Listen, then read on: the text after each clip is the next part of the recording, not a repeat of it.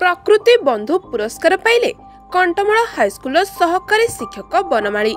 बौद्ध जिला स्तरीय विश्व परिवेश दिवस जिलापाल सद्भावना गृह पालन अवसर में जिला परिवेश और जलवायु परिवर्तन विभाग ओडिशा सरकार तरफ प्रकृति संरक्षण और परिवेश सुरक्षा क्षेत्र में उल्लेखनीय सेवा बौद्ध जिला कंटमाल हाईस्कूल सहकारी शिक्षक तथा ब्लड हीरो बनमाली मेहर प्रकृति बंधु भाव पुरस्कृत होइछन्ति।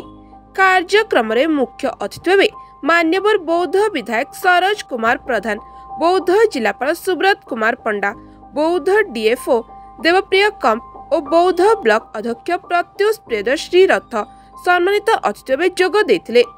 कंटामाल ब्लॉक रे वृक्षरोपण, मंदिर ऐतिह्य स्थली सुरक्षा सह विभिन्न सचेतनता वार्ता जनसाधारण पाखरे पहुंचाई पारिछन्ति।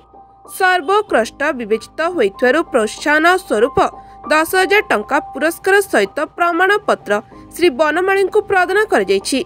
प्रकाश थाउ कि विगत दिन में श्री मेहर को प्रशंसनीय कार्य पई कंटामाल विद्यालय महामहिम ओडिशा राज्यपाल राज्य श्रेष्ठ जूनियर रेडक्रॉस विद्यालय भाई पुरस्कृत होइछि और प्रकृति मित्र पुरस्कार प्राप्त करी विद्यालय को गौरवान्वित करथिले।